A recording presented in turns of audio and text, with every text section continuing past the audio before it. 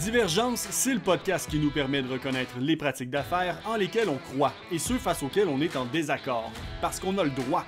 En affaires, rien n'est blanc, rien n'est noir. On explore, on argumente, on apprend. Animé par Catherine Dubé et Mathieu Dumont, Divergence est là pour vous exposer à de nouvelles façons de faire et de réfléchir pour vous permettre de mieux soutenir les enjeux de vos entreprises. Accepter la divergence, c'est penser différemment. Ensemble, pour demain. Bonjour tout le monde, déjà le 10e épisode, donc j'ouvre l'épisode pour être sûr qu'on soit dans le temps cette fois-ci. Donc très heureuse de te retrouver Mathieu. Bonjour. Ça va? Ça va très bien toi? Ça va super bien. Aussi heureuse d'avoir une invitée spéciale aujourd'hui avec nous. Bonjour. Allô Sarah. Bonjour. Donc Sarah Baribeau, pas la première fois qu'on se rencontre, puis on se connaît un peu les trois, donc on était bien excités de faire cet épisode avec toi. J'aimerais ça que tu nous laisses, que tu te présentes ton entreprise, puis ensuite on embarquera dans l'enjeu du jour, qui est aujourd'hui la thématique du 10e épisode, les limites de l'intuition. Mais d'abord, je te laisse te présenter, Sarah. Donc, je suis propriétaire de Bougeotte et Placotine, entreprise de mise en forme pré- et postnatale que j'ai fondée il y a 10 ans suite à des études en kinésiologie où j'ai fait ma maîtrise, en fait, orientée sur la prise en charge de la femme enceinte et de la nouvelle maman. Donc, j'ai parti l'entreprise par intuition, en fait, pour répondre à un besoin là, qui était vraiment la prise en charge au niveau de l'entraînement, comment entraîner la femme enceinte, puis comment la remettre sur pied en postnatal, tu sais, pour vraiment éduquer puis redonner un peu de pouvoir aux femmes dans cette période-là. Je me suis toujours donné comme mandat de défricher dans ce domaine-là, puis je continue de le faire. Puis depuis 2018, en fait, j'ai commencé à franchiser le concept. Donc, 2016-2017, j'ai ouvert deux autres succursales dans la région de Québec. Puis, par la suite, en janvier 2019, à Montréal, Sherbrooke, puis récemment Pont-Rouge. Puis là, je travaille vraiment là, dans le développement puis l'optimisation de mon modèle d'affaires sous forme de franchise. Génial. La croissance est excessivement inspirante parce que, comme tu l'as mentionné, t'as fait des choses par bonne intention, bonne volonté, puis par mission profonde, en acceptant de gars. Je connais rien, mais je vais l'apprendre dans le tas parce que ma mission est plus importante pour moi que le reste, comme le risque qui vient avec de apprendre sur le tas là. Fait que tu sais, moi ça fait plusieurs années que je te suis, puis comme tu restes dans mes personnes justement comme que je trouve qui sont des beaux exemples de l'entrepreneuriat à sa forme la plus pure, c'est-à-dire j'ai une conviction profonde, je vais y aller, puis justement comme ma conviction va toujours être plus forte que ma peur du risque qui peut venir avec là. Donc un beau modèle à suivre. Merci. Puis tu sais, drôlement, je dis souvent, moi je suis devenue entrepreneur en fait parce que c'était le moyen le plus rapide pour arriver à mes fins. Mm-hmm. Parce qu'il n'y avait pas le service public. Fait que je me suis dit, je vais le faire au privé, puis ça va y aller, tu sais. Fait que c'était pas plus long comme réflexion. tu représentes bien l'idée que l'entrepreneuriat, c'est accessible. Surtout pour les opérateurs, il y a des gens la quantité de personnes qui sont excessivement bons dans leur travail, mais ça fait des années qu'ils traînent l'idée puis qui osent pas faire le saut parce que, je suis juste bon dans mon affaire. Je suis comme, permettez-vous de rêver, puis vous allez possiblement, je vous le souhaite, virer comme Sarah. Ce qui est intéressant, Sarah, c'est aussi le fait que ton entreprise n'est pas juste basée sur l'intuition, mais il y a beaucoup de science derrière Bougeotte et Placotine. J'aimerais juste que tu me parles un peu de l'entreprise, juste pour qu'on se mette après dans le bain dans ton enjeu, mais quelle est la place de la science? Comment tu as développé ton équipe au cours des dernières années? C'est sûr que, c'est en faisant ma maîtrise, là, fait que c'est vraiment basé sur des études scientifiques que j'ai découvert, qu'il y avait de l'information qui existait sur le corps de la femme qu'on apprenait pas, que moi j'avais pas appris au bac, et que honnêtement, peu de personnes connaissaient. À ce moment-là, parallèlement, il y avait le début au niveau de la physio en rééducation périnéale qui, eux, se sont spécialisés un petit peu plus au niveau de la prise en charge en traitement, des choses comme ça. Au niveau de la mise en forme, moi, j'ai comme découvert, mais je me suis vraiment intéressée aux limites, aux études qui disaient, enceinte, ça c'est bon, ça c'est pas bon. Mais pas juste au niveau du développement du fœtus, mais aussi qu'est-ce qui est optimal chez la mère, qu'est-ce qui est optimal durant sa grossesse pour que son corps, En fait, respecter le corps qui change, puis en postnatal pour qu'elle puisse revenir sur pied le plus rapidement possible. Donc, c'est sûr que la science est comme au centre de notre approche. Tu sais, moi, j'ai majoritairement des kinésiologues qui sont des entraîneurs. Puis, en fait, tu sais, l'offre de services est vraiment basée, en fait, pour optimiser l'entraînement durant la grossesse, puis dans la rééducation postnatale. Fait que, on a vraiment créé des plans de cours qui sont progressifs. Puis, d'un cours à l'autre aussi, il y a une progression pour pouvoir vraiment optimiser, tu sais. Fait que c'est drôle parce que des fois, j'ai des mamans, c'est comme, moi, j'en ai vraiment pas de problème. Je suis comme, mais c'est parce que tu t'entraînes chez Bougeotte. tu le sais pas que tu aurais eu des problèmes, finalement, si t'étais pas venu, tu sais. Donc, c'est vraiment, la science est vraiment au cœur tu sais, de notre approche, mais bien entendu, est teintée par toute notre expérience. Puis, je suis moi-même maman de 3 filles, puis j'ai moi-même fait 3 rééducations, moi-même retournée à la course. Donc, tu sais, je pense que l'expérience avec la science. Puis, il y a une autre chose aussi, tu sais, il y a des choses que moi, je faisais déjà, puis après ça, une étude s'est intéressée. Là, je dis pas que c'est moi qui crée la science, mais dans le sens qu'il y avait plein de professionnels qui agissaient d'une certaine manière parce que c'était intuitif par rapport à comment le corps est. Puis qu'après ça, là, tout d'un coup, tu sais, la science au niveau de la santé de la femme est tellement en retard. Là, tout d'un coup, on le met sur papier, tu sais. Fait que ça va aussi... il y a encore du travail à faire au niveau scientifique. T'sais, on n'a pas toutes nos réponses, mettons. Parfait. Super. Puis aujourd'hui, justement, on parlait justement des limites de l'intuition. Ouais. Qu'est-ce que tu vis présentement chez Bougeotte? Ben, tu sais, c'est super intéressant parce que moi, quand j'ai parti mon entreprise, j'étais keen, j'étais passionnée. Tu sais, je suis devenue entrepreneur un peu sur le tas. Je me suis vraiment toujours bien entourée, mais j'ai vraiment des aptitudes. Tu sais, j'ai du guts, j'ai une bonne intuition. Tu sais, j'ai ça, mais jamais, comme en partant ma business, je me serais dit, hey, moi, là, faire des RH, là, c'est vraiment ce qui me tente. Faire des suivis puis de la gestion, tu sais, sauf que je suis rendue à un certain point où j'engage. J'ai vraiment une bonne équipe opératrice. On a créé des processus et tout ça. Mais là, tu sais, je suis en croissance, puis ça me demande quand même un petit peu plus de structure à un autre niveau. Et c'est là que je me dis, est-ce que moi, dans mes compétences, j'ai atteint un peu mon plein potentiel par rapport à qu'est-ce que je peux être leader, tu sais, qu'est-ce que je peux leader et guider. Puis est-ce que justement là, je suis à un point où j'aurais peut-être besoin de gens du monde de l'administration qui ont des compétences complémentaires aux miennes finalement, qui connaissent des choses que je sais même pas que je sais pas là, c'est ça que j'essayais de dire tout à l'heure. Donc, tu sais, à quel point je peux pousser fort sur comme mon guts puis mon feeling, tu sais, à quel point ça à m'amener, ça va toujours être là bien entendu, je suis toujours mitigée un peu, mais tu sais, j'ai un rôle qui est de développer et tout ça, mais tu sais, à quel point je suis capable là, de tout faire en arrière un petit peu, puis de guider en arrière pour arriver à mes fins, puis de continuer une croissance sans me planter, finalement. Puis présentement, c'est quoi ta piste de solution? Mettons, là, tu as bien positionné ton enjeu, ton inquiétude, c'est-à-dire forte croissance soutenue, mais si je veux la maintenir, je manque peut-être des joueurs, mais ces joueurs-là, en même temps, sans surprise, ça reste des bons paris parce que c'est des personnes qui se payent plus cher, donc qui ont un impact peut-être sur la viabilité financière à court terme, des choses comme ça. T'en es où, mettons, au-delà de ton enjeu? Ta piste de solution, présentement, qui serait la plus retenue, c'est quoi? Tu sais, c'est drôle, dans une entreprise, tu sais, on est souvent PDG, là, tu sais. Moi, tout l'aspect, puis tu sais, vous avez probablement lu des livres comme Rocket Fuel ou des choses comme ça, tu sais. Tu sais, le fameux intégrateur, visionnaire intégrateur. C'est ça, tu sais, directeur général, tu sais, de ce côté-là. On dirait que mon réflexe numéro 1 est comme d'aller chercher une personne qui va me compléter dans cet aspect-là parce que je suis vraiment comme plus du volet visionnaire là, dans mon entreprise. Donc ça, c'est ma piste. Bien entendu, tu sais, ça coûte plus cher. On veut pas se tromper. Engager la bonne personne. Est-ce qu'elle est là pour les bonnes raisons? Est-ce qu'elle va vraiment répondre aux besoins et tout ça? Vous êtes comme live dans mes réflexions, là, tu sais, dans mon processus de réflexion. Puis, j'en ai entendu des histoires où rentrer des gens de l'extérieur, tu sais, de pas mettre trop d'attentes puis de penser de pas recruter des sauveurs. Oui. Je suis consciente de ça aussi.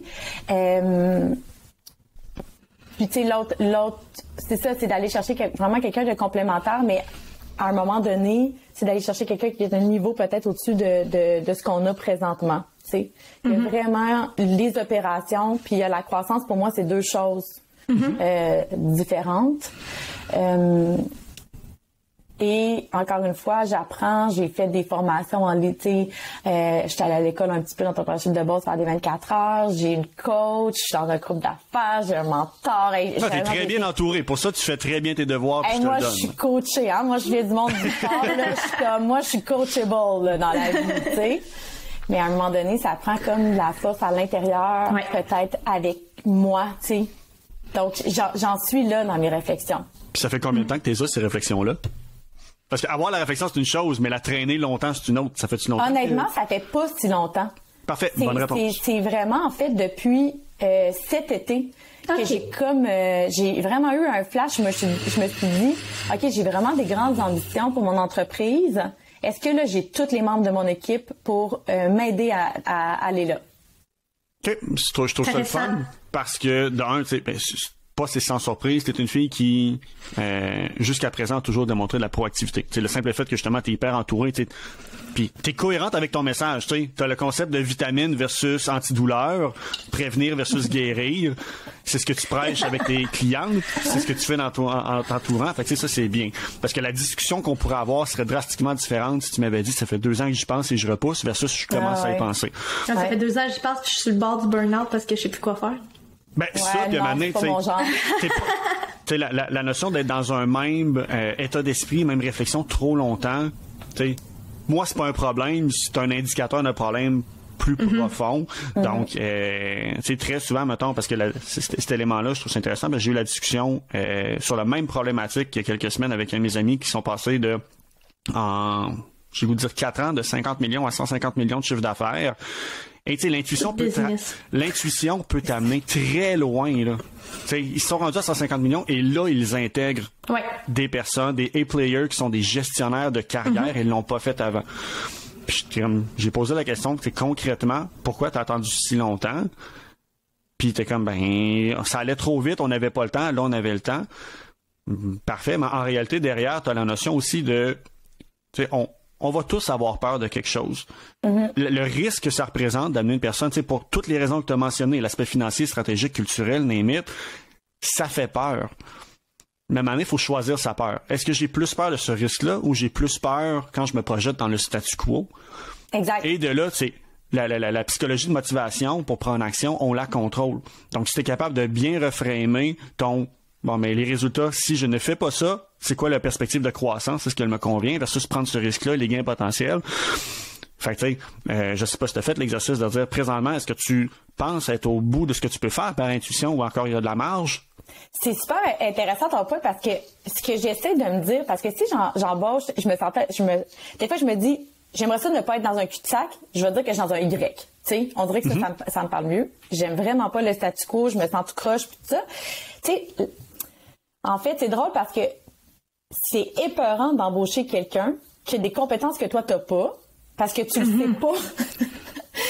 Comment guider cette personne-là? Comment guider cette personne-là? Parce que je peux pas la guider, je sais pas que ses compétences, tout ce qu'elle fait, parce que je le fais pas, tu sais, puis tout ça. D'un autre côté, j'essaie de me ramener à ce que moi, j'ai de fort, c'est mon intuition. Fait que, tu sais, c'est de vraiment, je me parle, puis je suis quand même entourée de me dire, écoute ta petite voix. Fait que, tu sais, mon intuition va encore me servir là-dedans pour l'embauche, tu sais, de cette personne-là. Fait que ça, je pense que c'est de me respecter puis de prendre le temps. Mais définitivement, j'ai plus peur du statu quo. Puis à un moment donné, je suis consciente que c'est super épeurant aussi quand tu es entrepreneur puis tu as toute partie par intuition de dire, je rentre-tu quelqu'un qui va avoir du pouvoir dans mon entreprise? Est-ce qu'il va prendre le pouvoir? Est-ce qu'il va vouloir prendre ma place? Mais là, en même temps, c'est une gestion d'ego, là, tu sais. Fait que, tu sais, il faut se ramener encore à son intuition pour dire, non, j'ai un bon feeling, puis tu sais, y aller, puis guesser. Puis là, c'est toutes des bonnes pratiques, tu sais, de communication, être à l'écoute, tu sais, être transparent, mettre des objectifs clairs, mais c'est sépare la personne du rôle. Oui, puis il y a aussi un syndrome de l'imposteur quand t'embauches quelqu'un qui est comme plus compétent que toi dans certaines notions, parce que tu dis, est-ce que cette personne-là va me trouver à la hauteur? Okay. Mais Sarah, est-ce que c'est la première fois que tu vas engager quelqu'un de plus compétent que toi? Dans cette sphère-là, oui. Dans cette sphère-là, oui. Mais de là, dans d'autres sphères? Non, en comptabilité, je vous confirme que ça fait longtemps. Tu sais, le spectre de grandeur fait qu'on grossit des fois un problème inutilement. Puis c'est pour ça que je reviens sur ce que l'élément de sépare la personne du rôle. Donc le risque, est-ce qu'il vient avec le rôle? Un rôle, c'est opérationnel, c'est toi qui définis dans les tâches. Il n'y a pas de risque avec ça si tu as bien défini. Donc le vrai risque vient avec le profil de personne que tu vas chercher.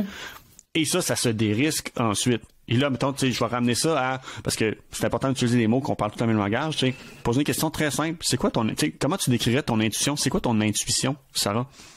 L'intuition, c'est quoi? Ouais, moi, je pense que c'est comme un petit peu, c'est comme cliché, là, la fameuse petite voix, là, tu sais, je pense que pour moi, c'est que la tête et le cœur sont en cohérence, là, tu sais. Tu sais, puis c'est de reconnaître l'émotion qui vient. C'est une émotion de peur ou c'est vraiment non, je le sens pas. Je pense que ça se développe aussi, se connecter à sa petite voix et tout ça. Puis souvent moi j'essaie de taire ma tête là. Tu sais, parce qu'on part dans des scénarios là. Ton dialogue interne.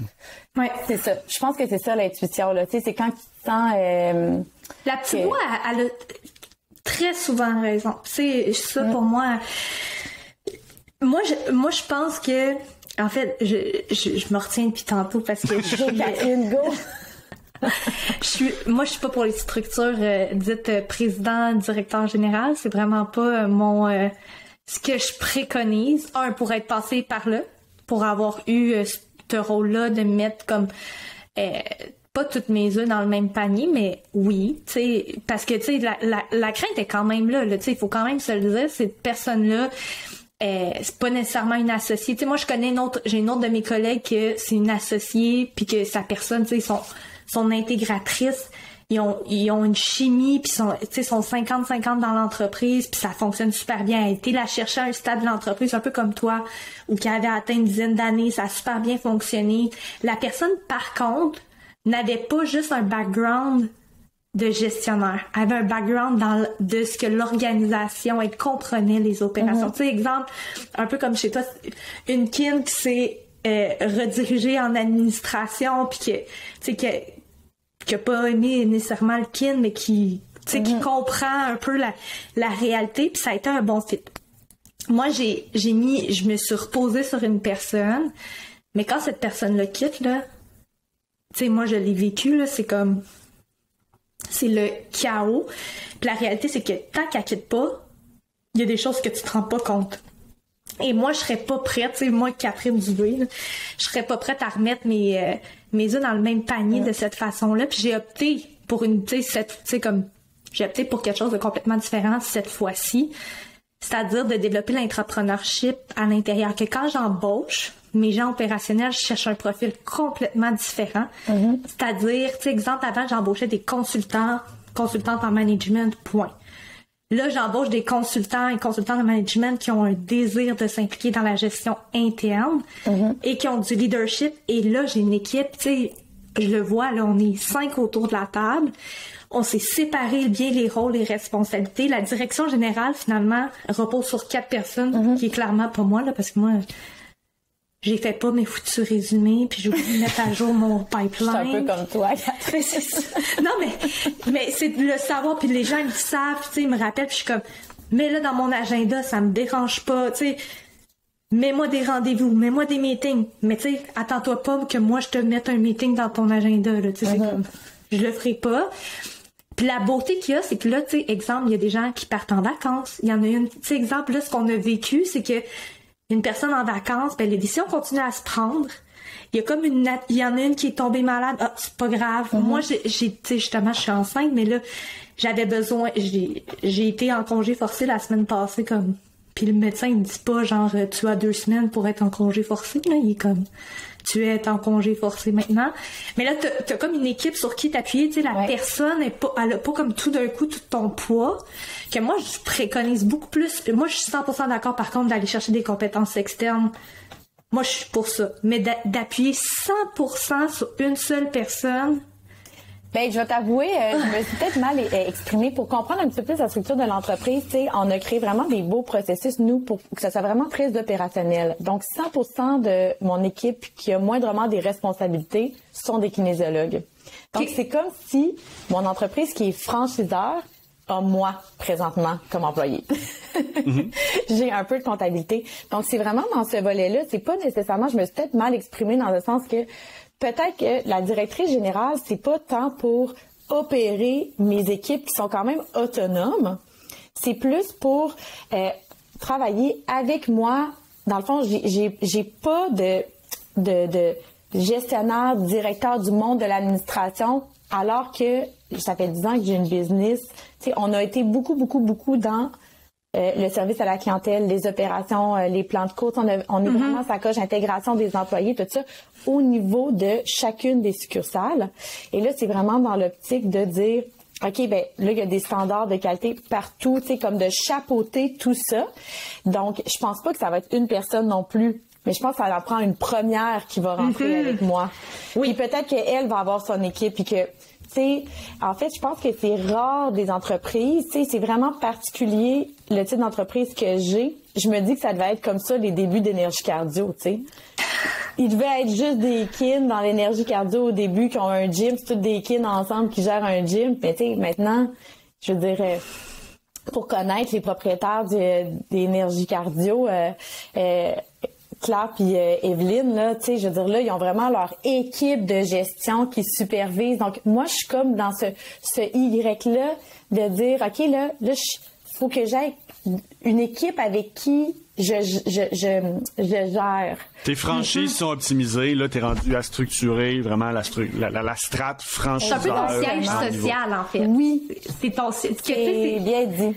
En fait, c'est la mise en place de ton siège social, puis c'est pas nécessairement juste il faut une première personne, là, c'est de définir quelle personne, mais c'est pas une structure. Tu sais, c'est intéressant parce que c'est différent de dire j'embauche un DG, puis même dans les attentes du poste, embaucher un DG versus embaucher, exemple, une personne qui va faire partie du siège social pour, exemple, les RH, les communications marketing. Exactement. Ça devient une équipe. Ouais. C'est un comité de gestion officiel. Oui, exactement. Et c'est tout nouveau. C'est tout nouveau pour moi parce qu'en ayant été bien entourée, tu sais, avec du coaching, j'ai pu quand même donner des responsabilités un petit peu plus puis coacher mes kins.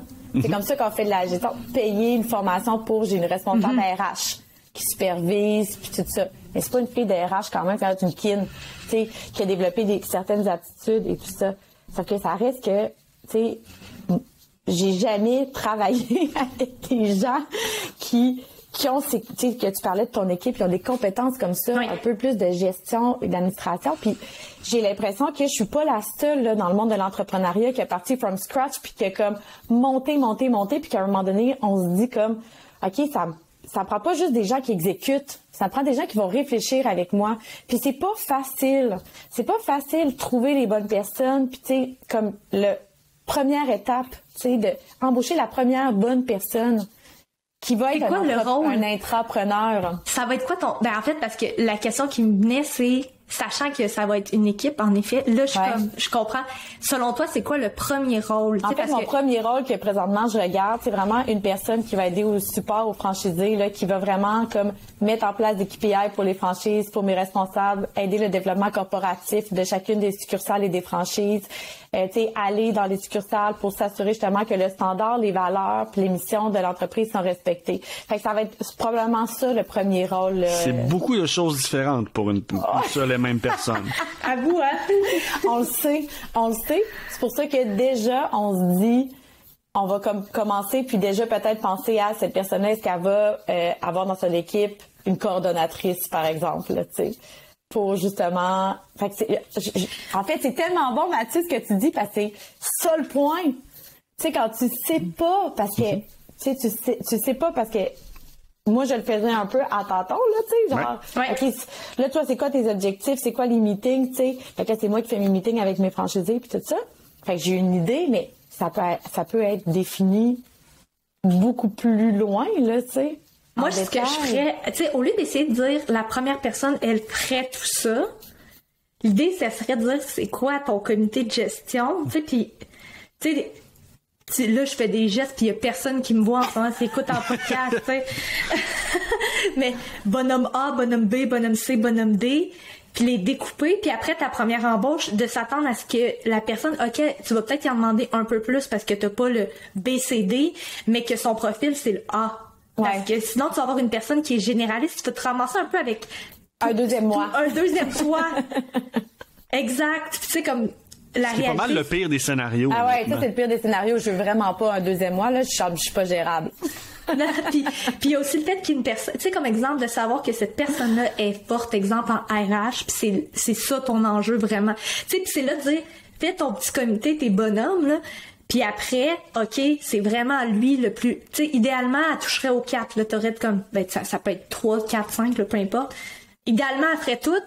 Mais là, en ce moment, c'est pas... Tu sais, les compétences, c'est pas vrai. Tu sais, t'as des gens généralistes puis t'as des spécialistes. Ouais. Mais le problème avec les généralistes, c'est que c'est toi qui es devenu généraliste avec le temps. Donc, cette personne-là t'élèvera pas nécessairement, elle va t'aider. Ça va être une deuxième toi, ça va être un bras droit. Mais tu vas te retrouver dans 2 ans avec la même réflexion, de dire...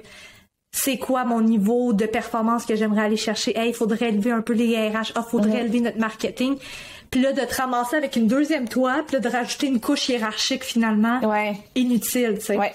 Tu sais, l'identification des KPI, c'est pas à toi à faire ça. Tu sais, essaye de pas tout de suite penser à ça dans la définition de qui je dois embaucher. Ultimement, t'embauches cette personne-là parce qu'elle va avoir l'expertise de le faire. Toi, ta responsabilité, c'est de regarder présentement, parce que tu l'as mentionné, tout le monde dans tes structures font un chapeau qui ont appris, qui se sont appropriés par la banque, mais à la base, c'est des kin qui font un peu des RH, qui font un peu de marketing, et ainsi de suite. Fait que t'es capable, que je l'espère, d'aller regarder présentement dans tous mes postes qui sont exécutés par des personnes que c'est, je vais dire, un passe-temps ou leur talent B. Bon, mais lequel me coûte le plus cher ou prend le plus de notre temps, donc possiblement de productivité puis d'output, mais inefficace. Donc, la gestion complète de tes RH, mettons, on prend les chiffrons, bon, on va dire, quand que je regarde le temps RH logué, c'est 150 heures par mois faites par une kiné par centre. Le marketing, c'est trop... mettons, marketing, c'est une fonction dont dans ton cas, tu étais capable de ramener marketing et vente ensemble à voir, mais de dire, bon, mais ça, c'est 300. Bon, ça va diriger sur, bon, mais possiblement, quelle est la première personne à aller chercher, mais à partir de là, tout ta job, c'est juste d'identifier ce qu'est le premier domino.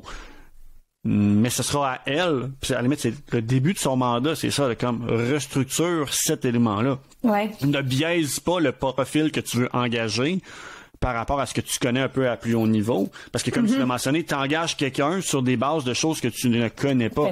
Rendu là, la meilleure chose que tu peux faire, c'est arriver avec, je veux dire, la plus grande naïveté de dire, moi, ma job, c'est d'avoir la conviction que c'est là que ça me coûte le plus cher ou que le plus gros gain. Tu sais, je veux dire, pour prendre des retour sur investissement. Retour sur investissement, puis comme l'image, je vais prendre l'image de sport parce que tu vas comprendre, l'Everest, ça se monte pas en un coup. T'as des base camps, fait que de dire, bon, mais mettons, il y a 6 fonctions dans une business, admin, marketing, vente, produit, ainsi de suite. Bon, mais mon premier camp de base, là, qui m'amène à créer le plus de valeur avec le moins de temps et d'efforts et de risques, c'est quoi? Ben, possiblement que c'est la chose qui est le plus loin de ta compétence et qui prend le plus de temps de fait par des gens qui sont pas nécessairement dans une position d'expertise. Ça se peut, moi ce que je t'inviterais là, c'est ça se peut t'aies pas comme 40 heures dès le départ pour cette personne-là. Puis ça se peut que tu la remplisses, tu sais, comme venir travailler dans une PME, c'est aussi avoir toute autre tâche connexe. Ça c'est la réalité quand t'es gestionnaire, ils savent qu'ils vont venir comme toute autre tâche connexe. Mais l'idée derrière, c'est juste faire attention. Parce que très souvent, les toutes autres tâches connexes, c'est normal une première personne qui va, comme exemple, peut-être avoir un 20-25 heures de, exemple, on dit RH. Puis là, elle va venir t'aider sur plein d'autres tâches, mais comme quand tu vas embaucher, faut que les tâches, les toutes autres tâches connexes aient dans le bon chapeau. Puis parce que la réalité, moi je le vois, là, c'est fou, le nombre de structures que là, tu regardes les rôles et responsabilités, il y en a pas. Puis que finalement, les gens ont délégué à l'autre qui est rentré après eux, ce qu'ils aimaient pas. Puis là, t'as des tâches t'as des rôles, finalement, tout le monde dysfonctionnel, pas optimal du tout. Ben, mon Dieu, je pensais pas être coachée de même. Pis ça, gars, t'as peur de, là, c'est sûr que c'est un petit peu moins parce qu'on a dévié là-dessus, là, mais comme je trouve que la peur que tu as signifiée tantôt avec le DG de donner du pouvoir puis tout, elle est 100% valide et plusieurs longs. Fait que je pense que ça vaut la peine d'explorer un peu cet élément-là, si ça peut t'aider à progresser. Ma philosophie est très simple sur cet élément-là. Tout est un peu comme gérer un restaurant. Quand t'engages, c'est t'as une recette, t'es pas obligé de former la personne 100% sur une recette. L'avantage de faire, mettons, l'exercice de ça va être comme mon comité de gestion et commencer par lui. Ben, présentement, tu fais déjà tout. Donc, on accepte que t'es le baseline. Ben, pour qu'une personne ait un pouvoir assez gros pour vraiment changer de direction de ta business, c'est parce qu'elle est impliquée dans chacune des composantes. Donc, garde-toi, tu sais, fragmente. Mettons un processus. Bon, mais je vais juste te donner la première partie. 100% à toi, rapproprie-toi-là. Même s'il part avec cette partie de ta recette-là, il n'y a pas la recette complète. Fait qu'il n'est pas un risque et son pouvoir est limité dans ce qu'il peut dévier. Puis en même temps, à partir de là, c'est là que ton leadership rentre en position. Parce que si une personne rentre et change drastiquement les choses au point de nuire à ta vision, donc de se rapproprier trop ton pouvoir, ben c'est parce que tu n'as pas mis les breaks ou tu as bien fait ta job en amont de prendre action assez rapidement. Donc, tu réduis ce risque-là en fragmentant les éléments. Et surtout les profils psychométriques, là. Le profil de la personne. Tu sais, exemple, quelqu'un qui fait des RH versus quelqu'un qui fait du marketing. Tu sais, ça se peut que la RH, elle soit pas la plus créative du monde, mais elle a une oreille puis une bienveillance comme super importante. Moi, je m'en fous que ma fille au marketing soit pas bienveillante, tu comprends? Je suis comme, c'est pas ça son rôle, là. Tu sais, son rôle, c'est d'amener des idées puis d'amener comme d'élever les choses, tandis que ma personne au RH, c'est pas bienveillante. Et ça marchera pas. Tu sais, tu vois qu'il y a des compétences que, tu sais, exemple, tu vas essayer de rechercher, sinon, en mettant trop des... En fait, tu sais, au lieu de séparer en petits bonhommes, tu vas essayer d'avoir un peu quelque chose qui coûte moyen sur plein d'affaires, puis ton équipe va être juste comme un peu... Tu sais, tout le monde va se ressembler, mais au final, tu n'auras jamais les forces de chacun. C'est super intéressant ce que tu dis, parce que je pense que comme nouvel entrepreneur, c'est souvent, tu sais, quand on part from scratch, c'est ça, on s'entoure en fait de gens qui trippent sur notre mission. Tu sais, moi, j'ai parti, sérieusement, chaque personne qui appliquait pour le poste, j'étais comme, hey, merci tellement, tu sais, de t'intéresser. Tu sais, c'est vraiment ça, là. Chaque fois, puis encore, tu sais, comme la valeur de l'engagement, pour moi, est vraiment importante.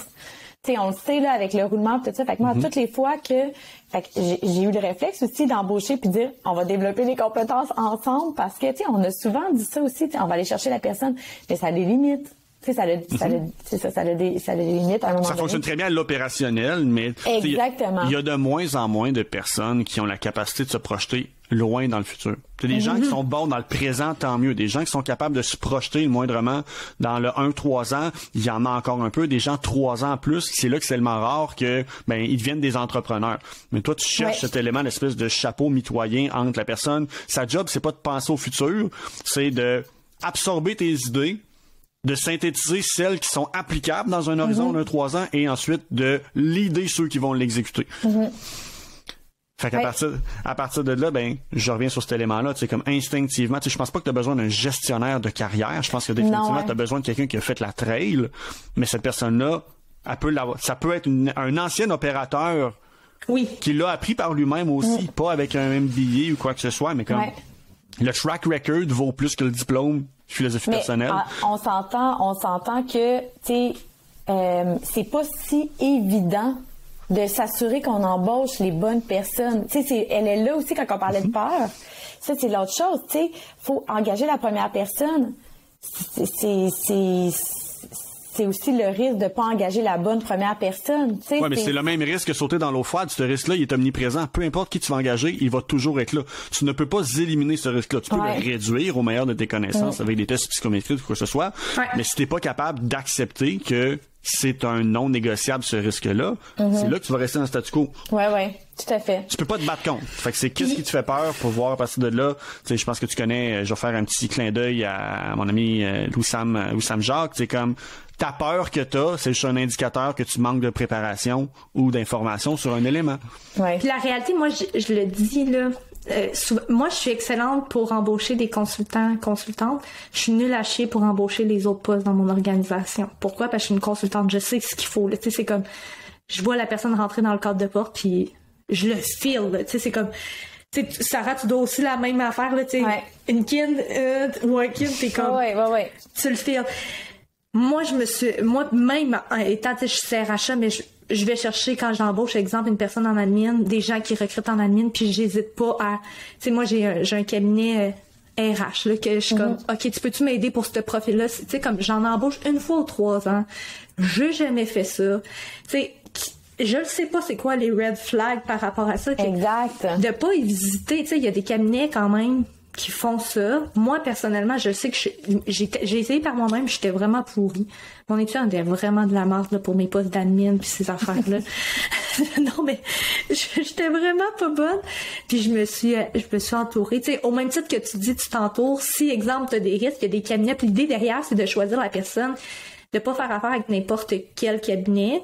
Parce que, tu sais, embaucher une personne, exemple, plus en marketing, plus en RH, c'est pas la même chose, que c'est pas les mêmes profils. Tu sais, chaque cabinet a ses spécialités. Tu mentionnes un cabinet, ultimement, ça n'a même pas besoin d'être un cabinet. Tu sais, comme... Non, ça peut être un travailleur autonome, un entrepreneur. Qui est-ce que t'aimerais aller chercher? De dire, gars, si j'avais budget illimité puis tout le monde était sur le chômage, là, je suis sûr que t'as des noms qui te viennent en tête de, hey, lui, je le prendrais dans mon équipe demain matin. Cette personne-là est possiblement pas disponible pour travailler. Par contre, si tu l'approches, tu vas dire, hey, gars, j'aimerais ça te payer pour juste avoir un avis externe. Ouais. Tant qu'à payer un cabinet qui va être dans une position intermédiaire parce qu'ils n'exécutent pas eux-mêmes nécessairement tout le temps la fonctionnalité. Il n'y a aucun mal à approcher une personne. C'est présentement, on est en train de regarder pour embaucher au niveau des ventes, puis il y a une personne que j'aurais voulu engager puis j'ai pas été capable l'année passée. Ben c'est sûr que je vais l'impliquer dans mon processus. À défaut de capable d'être engagé, si admettons je voulais cloner la personne que tu es, ben est-ce que je peux te prendre dans mon processus d'embauche ou de qualification pour savoir quels sont les éléments que je dois regarder? Fait que tu des risques, puis à partir de là, l'avantage, c'est que là, t'as mis ton pion. C'est le bon classique de j'ai mis ma pièce à côté de la table de billard, là. Cette personne-là, tu viens de développer une relation spécifique avec elle. Tu peux devenir possiblement dans un comité aviseur parce que tu as énoncé son statut privilégié avec toi, tu as reconnu son expertise. La journée qu'elle considère peut-être aller ailleurs, possiblement qu'elle va t'en parler. Fait que tu sais, je suis crissement pas dans l'ésotérisme, là, mais comme... C'est une bonne façon, je trouve, de comme pousser les choses dans l'univers. Non plus, je pensais. Non, inquiète pas, t'es loin de l'ésotérisme. Ben, c'est ça. Mais tu sais, comme je trouve que c'est une façon fonctionnelle de faire un appel à l'univers. On va le dire d'abord. OK, je comprends. Mais tu vois, j'avais pas l'univers. Non, moi non plus. Inquiète-toi pas, là, il y a personne qui... Fait que... Non, parce que t'es ésotérisme. Fait que si t'as des noms, une shortlist, ben, tu sais, comme, hésite pas à les approcher. Ou t'as des amis entrepreneurs qui ont des gens chez eux forts dans un domaine, tu sais. En fait, c'est ça, c'est que j'ai beaucoup d'amis entrepreneurs qui sont comme moi, des personnes qui sont parties from scratch. C'est drôle parce que quand je lisais le livre des gars de sur mesure, avez-vous lu le livre? Moi, non. Moi, je connais les boys depuis que je suis toute petite parce qu'on joue au basket ensemble, puis je lisais ça, puis j'étais là, eux autres, là, vraiment tôt dans leur business, là, ils se sont entourés, là, tu sais, il y avait comme 4 qui est déjà comptable, il y avait déjà l'autre qui était déjà dans les opérations, tu sais, vraiment vite, ils avaient tous leur rôle. Puis je me suis dit, Colin, moi, ça fait 10 ans, tu sais. Fait que c'est... Mais c'est un modèle d'affaires qui est haut, tu peux pas te comparer. Je le sais. Mais tu sais, je me suis vraiment rendu compte, j'ai quand même plusieurs personnes autour de moi, tu sais. On s'entoure aussi dans des groupes d'affaires de personnes qui sont parties from scratch, qui nous ressemblent. Puis, je suis pas la seule. On a tous parti en travaillant comme des déchaînés parce qu'on était passionnés, puis tout ça. À un certain point, puis on est là... Ouf, si on continue même, on va s'en aller dans le burn-out où on lâche ou on vend parce qu'à un moment donné, il n'y a plus de plaisir parce que justement, on se dit, j'ai l'impression que là, c'est moi qui tire tout seul, là, tu sais, pour aller à l'autre étape et tout ça. C'est vraiment pas si évident, encore une fois, parce que, on a beaucoup de gens qui nous disent qu'est-ce qu'on devrait faire, mais ça reste qu'on est tout seul à prendre les décisions puis à prendre les risques. La part de couper et toutes ces choses-là. C'est vraiment quelque chose que je vois qui est commun là, autour de moi avec des amis qui ont des entreprises autour de 8-10 ans. Là. Puis c'est ce type-là. Puis l'autre chose, c'est qu'on est beaucoup, on a beaucoup de conférences, de présentations d'entrepreneurs qui ont réussi. Puis ils nous parlent pas beaucoup de cette transition-là non plus. Ben, il y a peu de gens qui en parlent de ça, tu sais, de la TPE à la PME, à la ME, tu sais, à la grande. Il y a peu de gens, en effet. Puis souvent, c'est qu'ils ils se sont plantés eux autres, puis comme c'est normal. Fait que on veut savoir. En fait, ce qui nous intéresse, nous, comme entrepreneurs, c'est c'est ça qu'on veut savoir. C'est où est-ce que tu t'es planté pour comme justement... Comment tu t'es sorti du trou, tu sais. Parce que ça va arriver. On n'en parle pas beaucoup. Hey, le temps file. Donc déjà 40 minutes. J'aimerais ça, en fait, comme close-up. Sarah, qu'est-ce que t'en retiens? T'en repars de quoi En fait, sérieusement, vous avez vraiment des excellents conseils. Je m'attendais même pas à être autant conseillée ce matin. Je m'attendais à m'obstiner, en fait. Mais non, on dirait que vous m'avez aidé à voir, là. Puis Catherine aussi, là, l'histoire des pions. Tu sais, je trouve ça super intéressant. Puis, tu sais, je comprends aussi, Mathieu, quand tu dis à un moment donné, tu sais, faut assumer qu'il y a un risque qui soit là. C'est dans le fond. Puis, c'est ça, tu sais, de choisir. Je trouve ça super intéressant. Fait que, non, sérieusement, je suis contente de voir que j'étais pas comme seule dans ma tête à me dire, Colin, il me semble que ce step-là, tu sais, c'était un peu épeurant parce que crime que depuis 10 ans, j'étais en contrôle puis je savais où je m'en allais. Là, je sais aussi où je m'en vais, mais comment m'y rendre, là, j'ai comme besoin d'un team avec moi, tu sais. Fait que, c'est ça, je pense que ta prochaine action concrète, c'est quoi? Je vais prendre le temps de faire l'exercice que Catherine t'a dit, puis que aussi Mathieu t'a dit, là, tu sais, de dire qu'est-ce qui me prend du temps, où j'aurais besoin. Ton people planner pour ton comité. Exactement, puis ça serait où comme un peu mes game changers, là, tu sais. Puis j'ai vraiment toutes les amies, de dire cette personne-là, je lui donne du pouvoir dans une sphère aussi, c'est quand même super pertinent aussi, là. Puis c'est l'avantage, c'est qu'un coup que tu vas avoir fait ça, là, tu vas être capable de plus facilement le communiquer avec tes franchisés, puis peut-être que t'as des gens qui sont prêts à step up par en bas. C'est sûr que, comme tu l'as mentionné, il y a la notion de développer la compétence versus aller l'embaucher pour aller plus vite, ce qui est deux stratégies complètement différentes, mais c'est pas la même mesure de risque non plus. Fait que tu auras des options à il y a ce des gens qui ont dans leur réseau des personnes, tu sais, qui justement, une fois que c'est clair, il y a rien de plus fort que, tu sais, les références internes, là, il y a quand même une puissance là-dessus, donc qui sait. Oui, qui sait. En gros, n'engage pas un DG. J'espère que ça, on a écarté ça de tes options. Puis, tu sais, à un moment donné, puis là, je veux dire, c'est vu de l'externe, évidemment, ce que je vais dire. T'as développé quelque chose en 10 ans dont tu peux être excessivement fier, qui fonctionne bien par toi-même. Plutôt que déléguer 100% de la tâche, imagine ce que tu peux faire avec juste les bons assets pour te coacher par en bas. Tu sais, si tu vas chercher une ressource qui est plus qualifiée, elle peut exécuter, mais elle peut agir aussi à titre de mentor pour toi, pour t'aider à continuer de croître là-dedans. C'est pas parce que tu délègues quelque chose que tu décides que bon, mais ça c'est le meilleur que je vais être rendu puis que j'accepte parce que là c'est plus... Fait que d'être capable d'aller chercher une personne qui, comme Catherine l'a dit, peut-être qu'elle va faire 20-30 heures par semaine de strat dans son créneau, mais le 10 heures, ça va peut-être être plus du coaching pour tes franchisés, mais pour toi aussi, pour continuer à... Et que ce 10 heures-là, faut pas oublier d'y enlever si le chapeau que tu as identifié grossit. Tu sais, ça c'est une des plus grosses erreurs. Mais bref. Sur ce, Mathieu, veux-tu nous closer ça, ce bel épisode-là, qu'on aurait clairement pu faire 1 heure de plus dessus? Ben, facile. Puis honnêtement, comme c'est une discussion qui est pas allée dans la direction, dans le format que je pensais, mais que j'apprécie énormément. Je pense pas qu'on veut devenir une espèce de firme, charité, conseil gratuit, quoi que ce soit, mais en même temps, si c'est ça que ça prend pour plus facilement amener des gens à être à exposer leurs enjeux, comme Sarah, tu l'as super bien fait, tu sais, ça prend du courage, une belle vulnérabilité, je pense, de comme dire les vraies choses sur voici où qu'on est, puis voici mes inquiétudes. Une inquiétude ne fait pas que c'est péjoratif ou quoi que ce soit.